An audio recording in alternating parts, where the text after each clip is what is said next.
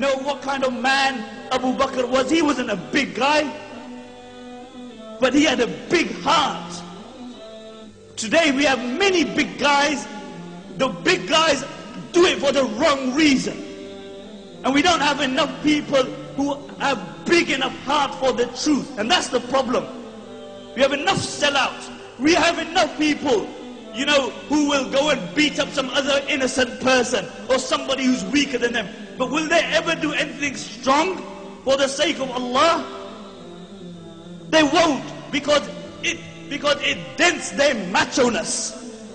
That's what it is. And the Prophet ﷺ spoke about the strong man. He said the strong man is the one who can control his anger. Oh, so he who can punch out somebody's lights.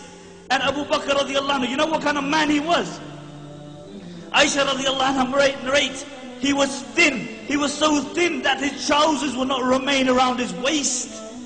Subhanallah, he was so thin that his eyes had sunk in, that you could see the bones in his fingers, they would protrude because he was so thin. And when he would walk, he didn't walk with a step. He didn't walk with an attitude. He actually walked with a stoop. But they say Abu Bakr was the weakest in body.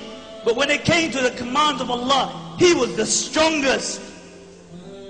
When you look at macho men and you make them your role models, then why don't you compare them with the Prophet ﷺ? The Prophet ﷺ fought with people for what? Not to beat people up, to bring them closer to Allah. In the time of the Prophet ﷺ, there was a man called Ruqana. And Ruqana was the undisputed wrestler of his time. In those days, Umar ibn Khattab and Khalid bin Walid were wrestlers. But nobody had ever defeated Ruqana. And upon occasion he came to the Prophet ﷺ and he said, "Oh Muhammad, if you beat me, I will embrace Islam." And the Prophet ﷺ got happy. He got elated. He said, "Will you actually embrace Islam if I beat you?" He said, "Yes." And he grabbed Ruqana and he floored him. And Ruqana had never been floored before that day. And he stood up and he gave it the usual. "Oh, I won't look in. You know, my foot slipped." But the ulama mentioned, look at this. The Prophet ﷺ was ready, subhanallah. He was ready to fight with people to bring them to the haqq. Compare that with us. You know, this sick concept of macho man that we have nowadays. This sick concept that we have. You know, somebody who can make somebody an orphan, somebody who can push drugs, who can carry a piece. He's our role model for our youngsters. Why? The reason is because we have failed to give them alternative role models. If you had told your child about Khalid bin Walid before they slept, they would have looked up to the local drug dealer. If you had given them examples of Abdullah ibn Mubarak, they would have looked at other people. But did we do that? No. We told them Cinderella. That's what we told them about. And Ruqana stood up again and he said, "Give me another chance." And the Prophet ﷺ grabbed him and he dicked him again. And Ruqana was shocked. That never happened to him before. And the Prophet ﷺ said, "Oh Ruqana, if you hang around with me, I will show you greater things than me battering you." And Ruqana said, "What could be more greater than this?" And the Prophet ﷺ indicated toward the tree, and the tree ripped through the earth, and they stood in front of the Prophet ﷺ, and they bore witness that there is no God but Allah, and you are His messenger. And the Prophet ﷺ turned to Ruqana, and he said, "Oh Ruqana, I told you, hang around with me, and I will show you things which are greater than me battering you."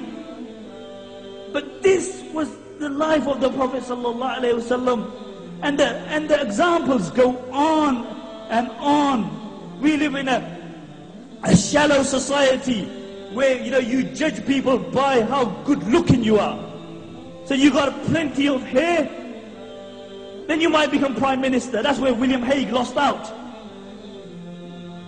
You know, you're good looking, but good look, you know, only skin deep. But if that is what you're looking at, then is there anybody's looks who could compare with the looks of the Prophet ﷺ?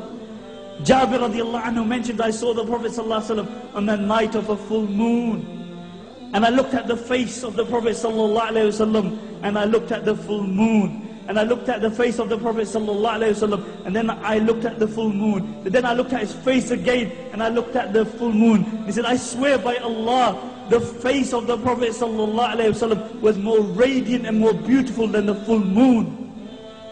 Do you know what the story? Tell your children this story tonight of Zulaykha is. Zulaykha was the wife of the Aziz. She was an honorable woman, and she fell in love with Yusuf alayhi salatu salam, who was a slave. And the news spread around that she was infatuated with this slave. So the other honorable women started saying, you know, how did she fall in love with him? Let me put it in a context that you can understand it. How did Raja Saab's daughter fall in love with so-and-so? And I won't mention. How did Raja Saab's daughter fall in love with him?